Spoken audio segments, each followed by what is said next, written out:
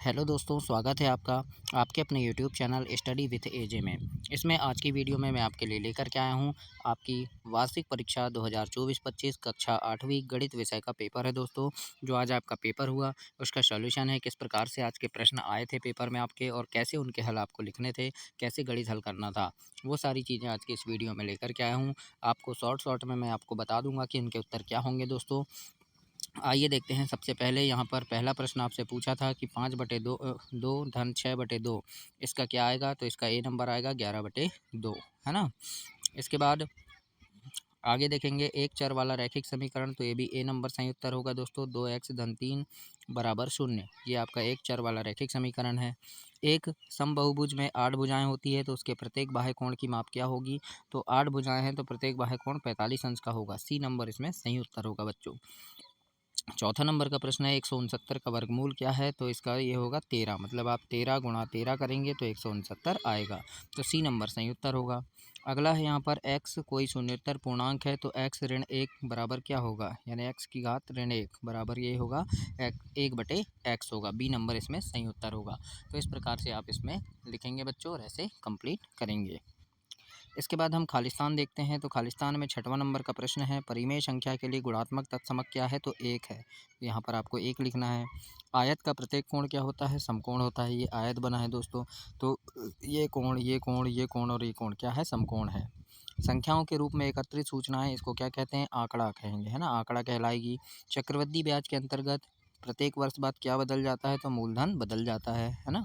और इसमें आएगा ऋण 2 की घात ऋण 9 को धनात्मक घातांक के रूप में हम कैसे लिखेंगे, तो इस प्रकार से लिखेंगे 1/ऋण 2 की घात 9, ऐसे आप लिखेंगे और ऐसे कंप्लीट करेंगे।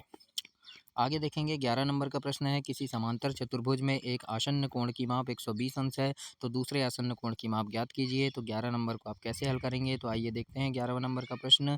11वें नंबर में हम इस प्रकार से लिखेंगे दोस्तों, है ना, कि उसके माप कोण है 120 अंश है ना। तो यहाँ पर आप इस प्रकार से गुणा करेंगे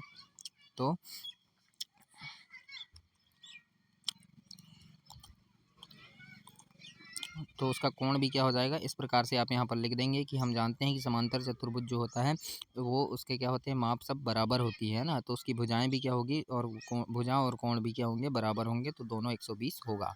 इस प्रकार से आपको लिखना है। 12 नंबर का प्रश्न देखते हैं, 12 में क्या पूछा है, तो 12 प्रश्न है यहाँ पर कि संख्या 694 100 ये इसको पूरा आप पढ़ेंगे, है ना, इकाई दहाई सैकड़ा हज़ार 10,000 लाख 10 लाख करोड़ 10 करोड़, है ना।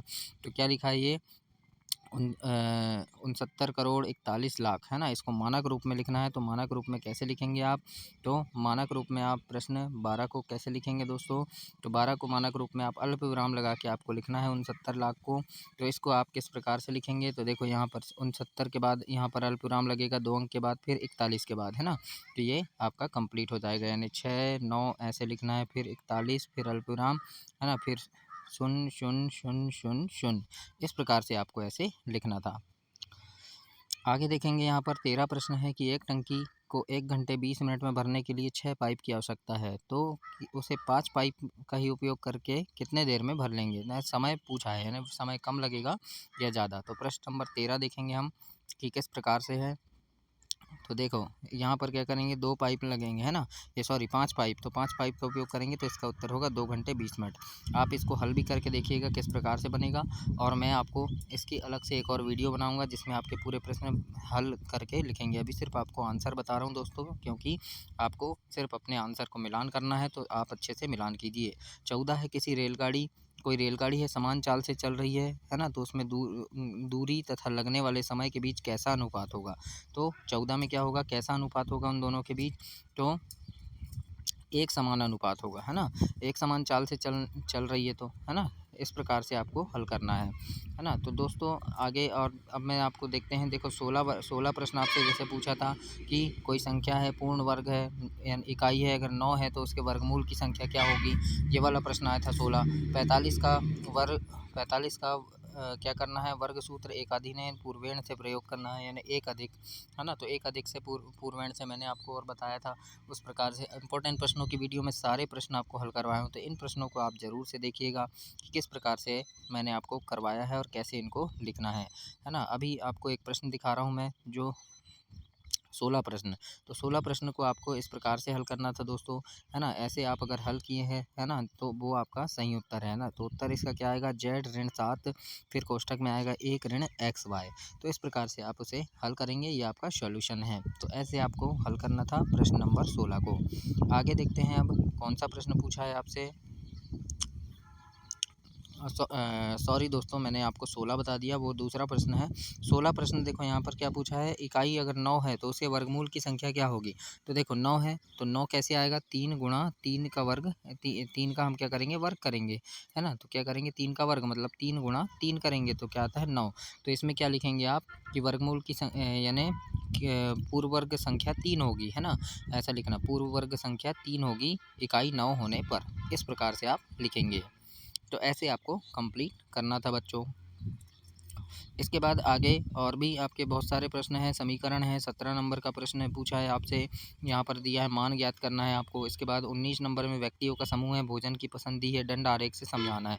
तो आपको एक दंड आरेख इस प्रकार से बनाना था, है ना? जैसे देखो सबसे ज़्यादा व्यक्ति कहाँ है, 40 व्यक्ति पूर्व भारतीय, तो इसको 40 तक पहुँचाते हैं, यहाँ पर आपको लिखना था ऐसे, है ना? यहाँ पर क्या लिख देंगे हम, 25, है ना, 30, 35, 40, 45, इस प्रकार से, है ना?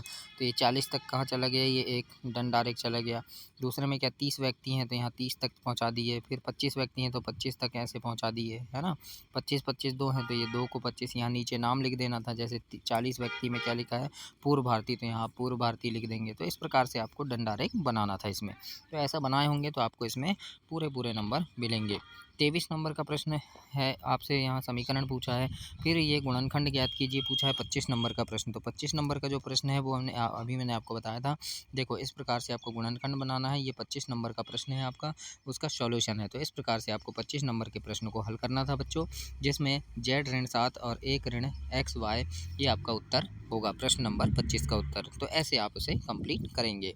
तो काफ़ी सारे प्रश्न थे यहाँ पर, है ना? 26 प्रश्न में दंड आरेख बनाना है, इस प्रकार से आप दंड आरेख बनाएंगे। 26 प्रश्न में ग्राफ बनाने दिया था, तो ऐसे आप ग्राफ बनाकर उसे कंप्लीट करेंगे बच्चों। तो ये आपकी 8वीं क्लास की वीडियो थी, 24 प्रश्न को हल करना था। तो जो 24 प्रश्न का हल ये है, सॉल्यूशन आप देख लीजिए किस प्रकार से होगा। अगर आपने इस प्रकार से पूरे प्रश्नों को हल किया है तो आपके प्रश्न काफ़ी अच्छे बनेंगे। तो ऐसे आपको कंप्लीट करना था प्रश्न नंबर 24 को।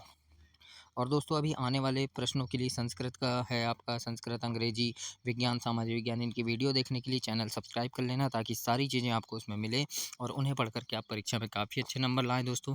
आपके हिंदी में भी मैंने काफ़ी सारे प्रश्न बताया था जो आपके पेपर में आए थे, और गणित में भी काफ़ी प्रश्न आए हैं जो मैंने आपको बताया था इंपॉर्टेंट प्रश्नों की वीडियो में। तो चैनल सब्सक्राइब कर लेना, उन वीडियोज़ को ज़रूर देखना, ताकि वो सारी चीज़ें आपको मिले और उन्हें पढ़ कर के आप परीक्षा में अच्छे नंबर ला सकें दोस्तों, है ना? तो चैनल को सब्सक्राइब करना। बाकी 21, 22 यहाँ पर आप देख सकते हैं, 20 का हल इस प्रकार से करेंगे आप आगे। और भी एक वीडियो बनाऊंगा जिसमें सारे सॉल्यूशन रहेंगे। तो दोस्तों अभी मुझे कहीं जाना है, तो मैं वीडियो यहीं तक आपको पूरा सॉल्यूशन बता दिया हूँ, है ना? तो सारा आप कर लिए होंगे, और चैनल सब्सक्राइब करना आगे के प्रश्नों, आगे के जो पेपर हैं उनकी वीडियोज़ के लिए।